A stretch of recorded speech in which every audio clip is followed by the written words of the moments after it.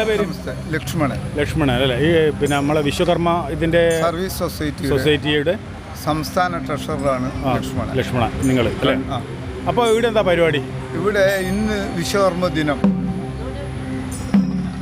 പറഞ്ഞോ. വിശ്വകർമ്മ ദിനത്തിൻ്റെ ഭാഗമായി ഭാരതത്തിലെ എല്ലാ സ്ഥലങ്ങളിലും ഇന്ന് വിശ്വകർമ്മ ദിനം ആഘോഷിക്കുന്നുണ്ട്. ഈ ആഘോഷിക്കുന്നതിൻ്റെ ഭാഗമായി കേരളത്തിൽ വിശ്വകർമ്മ ദിനം ആഘോഷിക്കുന്നത് വിശ്വകർമ്മ സർവീസ് സൊസൈറ്റി എന്ന സംഘടനയുടെ കീഴിലാണ്. അതിൻ്റെ കണ്ണൂർ താലൂക്ക് കമ്മിറ്റി കണ്ണൂരിൽ നടത്തിയ പരിപാടിയിലാണ് നമ്മളിപ്പോൾ സംസാരിക്കുന്നത്. എല്ലാ മാസവും എല്ലാ വർഷവും സെപ്റ്റംബർ 17-ാം തീയതി ഉണ്ടാവും. ഇപ്പോഴേ കുറേ വർഷങ്ങളായി കനത്തൂർ കാവിൽ നിന്ന് തന്നെയാണ് ഇതിൻ്റെ ശോഭായാത്ര ആരംഭിക്കുന്നത്. ഇപ്പോൾ ഈ ശോഭായാത്ര ഈ പ്രാവശ്യം മഹാത്മാ മന്ദിരത്തിൻ്റെ വരെയാണ് നമ്മൾ പോകുന്നത്. വിശ്വകർമ്മ സർവീസ് സൊസൈറ്റി ഇങ്ങനെ ഈ പരിപാടി ആസൂത്രണം ചെയ്തതിൻ്റെ ഭാഗമായി എല്ലാ വർഷവും നമ്മുടെ സമൂഹത്തിലുള്ള ആളുകൾക്ക് ഒരു ഓർമ്മ ദിനമായി വിശ്വകർമ്മ ദേവനെ സ്മരിക്കുവാനും പ്രാർത്ഥിക്കുവാനും അവരുടെ പാത പിന്തുടരാനും ഇത് കണ്ണൂർ മഹാത്മാ മന്ദിരം അവിടെയാണ് ഇത് സമാപിക്കുന്നത്. അവിടെ വെച്ച് ഒരു പൊതു ചടങ്ങിൽ വെച്ചിട്ട് നമ്മൾ ഈ പരിപാടിയോടനുബന്ധിച്ച് നടത്തിയ കുട്ടികളുടെ മത്സര പരിപാടികൾ, കലാകായിക പരിപാടികൾ സാംസ്കാരിക വേദിയിൽ വെച്ച് അവർക്കുള്ള സമ്മാനദാനവും അതുപോലെ തന്നെ നമ്മുടെ സമൂഹത്തിലെ ഉന്നത വിജയം കരസ്ഥമാക്കിയ കുട്ടികൾക്കുള്ള സർട്ടിഫിക്കറ്റും അവാർഡ് വിതരണവും ഇതോടൊപ്പം നടക്കും. അത് പിന്നെ ഇവിടുന്ന് നമ്മൾ ശോഭായാത്രയായി നമ്മൾ കണ്ണൂർ പട്ടണത്തിൻ്റെ മധ്യത്തിലൂടെ നമ്മൾ രഥഘോഷയാത്രയായി വിശ്വകർമ്മദേവന് പൂജ അർപ്പിച്ചുകൊണ്ടാണ് നമ്മൾ യാത്ര പോകുന്നത്. എല്ലാം എന്തായാലും നമ്മളെ വക ഒരു മംഗള ദിനം ആശംസിക്കുന്നു. അപ്പം എല്ലാ കൊല്ലും ഇതുപോലെ ചെയ്യാൻ സാധിക്കട്ടെ പ്രാർത്ഥിക്കുന്നു. ഇത് നമുക്ക് നമ്മളെ ഈ സമൂഹത്തിലും നമ്മളെ മറ്റുള്ള ആളുകൾക്കും വിശ്വകർമ്മദേവന്റെ അനുഗ്രഹങ്ങൾ ഉണ്ടാവട്ടെ എന്ന് ഞങ്ങൾ പ്രാർത്ഥിക്കുന്നു. കാരണം എന്ന് വെച്ചാൽ ഇവിടെ വിശ്വകർമ്മ ആ ഒരു ശില്പിയുടെ പ്രത്യേകിച്ച് മഹാദേവന്റെ ഏറ്റവും സൃഷ്ടിയുടെ ദേവനാണ് വിശ്വകർമ്മദേവൻ. ഈ പ്രപഞ്ചം സൃഷ്ടിച്ചത് വിശ്വകർമ്മദേവനാണ് പുണ്യ പുരാണങ്ങളിൽ പറയപ്പെടുന്നത്. അപ്പോൾ ഇതൊന്നും നമുക്ക് അറിവുള്ള കാര്യം വായനയിലൂടെയാണ് നമ്മൾ അറിയുന്നത്. പക്ഷെ വിശ്വകർമ്മ ദേവനെ സ്മരിക്കുന്ന അമ്പലങ്ങളില്ലാത്തത് ദേവനാണ് വിശ്വകർമ്മ. ഞാൻ ചോദിക്കുന്നത് വെച്ചാല് നിങ്ങള് പൂർവികന്മാർ ആദരിക്കുന്നുണ്ടോ?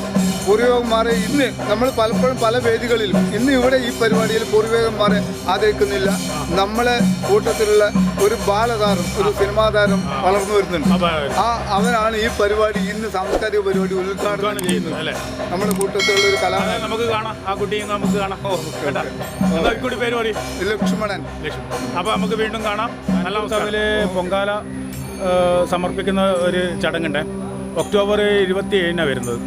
അപ്പോൾ അതിൽ നിങ്ങൾക്ക് പങ്കുചേരാൻ താല്പര്യമുണ്ടെങ്കിൽ ഇതാ അവരെ ഓഫീസ് നമ്പർ ഇതാ ഇടിയുണ്ട് കേട്ടോ.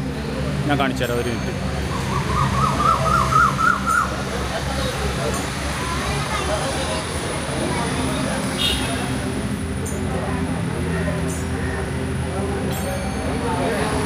ഇതാണ് ഓഫീസ് നമ്പർ കേട്ടോ.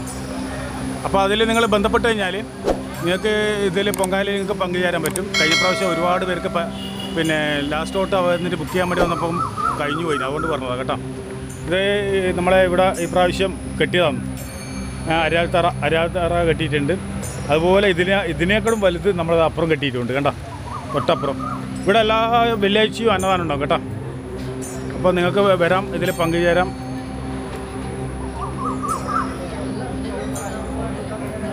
ഇത് നമ്മൾ ഈ പ്രാവശ്യത്തെ പുതിയ സംഭവമാണ്. പണി നടന്നുകൊണ്ട് പോവാന്ന്.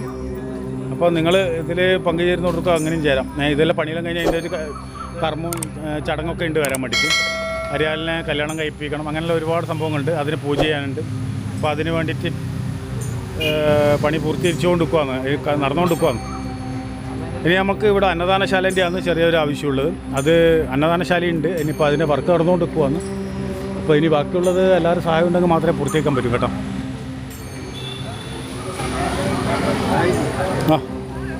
ഇനി അങ്ങനെ ഇത് വന്നോളൂ. നമ്മൾ വയനാട് ജില്ലയിൽ തന്നെ ഉള്ളത്. വയനാട് കഴിഞ്ഞാൽ പിന്നെ അങ്ങനെ ഓരോ ഇത് കടന്ന് പോവുക കൈലാസം വരെ ഓരോ വില്ലേജ്. ഇതിപ്പോൾ ഒന്നും കഴിയുന്നില്ല. ഇത് ഞാൻ വെച്ച് കണ്ണൂർ, ഒരു കാഞ്ഞിരക്കാവ്, തളാപ്പമ്പലം, ഒരു ചൊവ്വാമ്പലം നോക്കുമ്പോൾ തൊട്ടപ്പല്ലേ ഇത്. എൻ്റെ മോനെ നമ്മൾ ജീവിതത്തിൽ കേൾക്കാതെയും കാണാതെയും അറിയാതെയും ക്ഷേത്രങ്ങളാണ് ആയിരക്കണക്കിന്. ആയിരമൊന്നും പോരാ. കൈലാസിൽ എന്തായാലും കുറേ പിടിക്കും. ഓരോ സംസ്ഥാനം കടന്നു നടന്നത്. പക്ഷേ നമുക്കെന്നാ അത്ഭുതവും അമാനുഷ്യമായിട്ടുള്ള അനേക സ്ഥലങ്ങളുണ്ട് നോർത്ത് ഇന്ത്യയിൽ. അതെല്ലാം കാണേണ്ടതാണ്. ഒരുപാട് ലേക്കുകൾ. അന്ന് നമുക്ക് ഇതെല്ലാം പ്രകൃതിയിൽ ഇങ്ങനെ ഉണ്ടോ എന്ന് സംശയം വന്നു പോകും. പിന്നെ അതുമാത്രമല്ല, പിന്നെയെന്ന് വെച്ച് കഴിഞ്ഞാൽ ഇപ്പോൾ കേദാർനാഥ് പോയി കഴിഞ്ഞാൽ അവിടെ ചൂടുവെള്ളം ഗൗരിക്കുണ്ടിൽ, തായൽ ഗൗരിക്കുണ്ടിലുണ്ട്. അതുപോലെ പിന്നെ ഋഷികേശ് പോയി കഴിഞ്ഞാലും അങ്ങനെ തന്നെ ഇത് ചൂടുവെള്ളമുള്ള സ്ഥലമുണ്ട്. പിന്നെ ബദ്രീനാഥ് പോയി കഴിഞ്ഞാലും അവിടെയുണ്ട് ഗൗരിക്കുണ്ട്, തായൽ. അതെങ്ങനെയാണ് ചൂടുവെള്ളം വരുന്ന ആർക്കും ഇന്നും അറിയില്ല. എപ്പോഴും പതിച്ച് തുള്ളുന്ന വെള്ളമാണ്. ബോംബെയിൽ ബോംബെയിൽ ഗണേഷ്പുരിയിൽ നമ്മളെ നിത്യാനന്ദ സ്വാമിയുണ്ട്. അതെ, ആടിയുണ്ട്. അതെ, ബൊമ്പാണ്. അതെ, ഇതാണ് ശരിക്കും നല്ല നമ്മൾ അടുപ്പത്ത് കാശി വെച്ച് കൊടുത്ത ആളെ പതക്കുന്ന വെള്ളം തന്നെയാണ്. വേറെ ഏത് സ്ഥലത്ത് ഞാൻ കണ്ടിട്ടുണ്ടായിരുന്നു. അതെന്ന് വെച്ചാൽ അരിയിട്ട് അപ്പം ചോറാവും, അത്ര പതക്കുന്നത്. വൈഷ്ണവിയിലുണ്ട്. അതെ അതെ.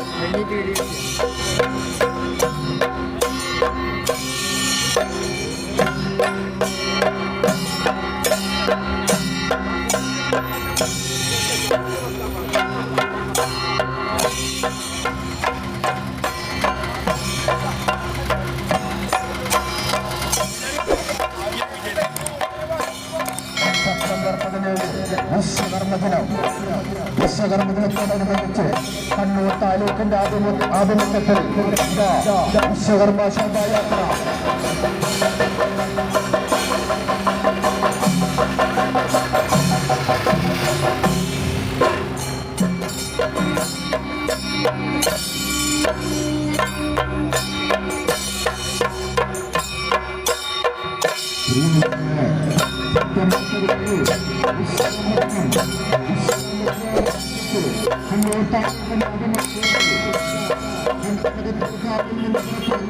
ഘോഷയാത്ര